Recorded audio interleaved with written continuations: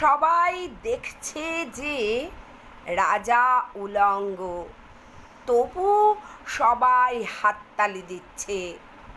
সবাই চেঁচিয়ে বলছে সাবাস সাবাস।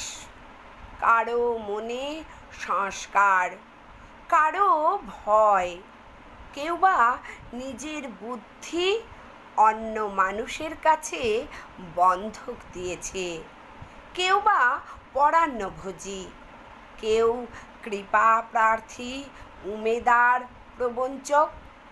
কেউ ভাবছে রাজবস্ত্র সত্যিই অতীব সূক্ষ্ম, চোখে পড়ছে না যদিও, তবু আছে, অন্তত থাকাটা কিছু অসম্ভব নয়।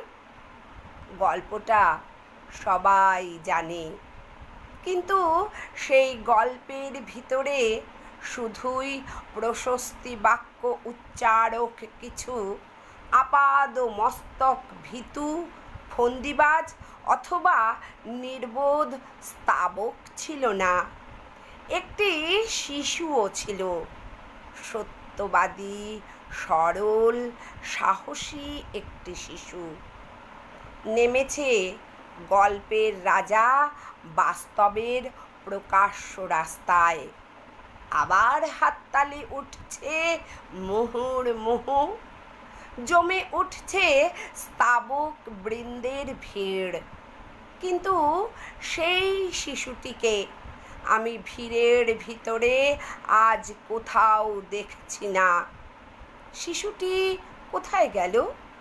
কেউ কি কোথাও তাকে কোনো পাহাড়ের গোপন গুহায় লুকিয়ে রেখেছে?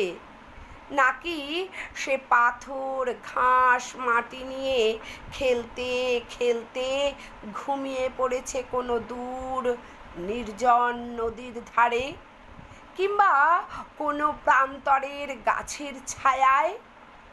যাও, তাকে যেমন করেই হোক খুঁজে আনো। সে এসে একবার এই উলঙ্গ রাজার সামনে নির্ভয়ে দাঁড়াক।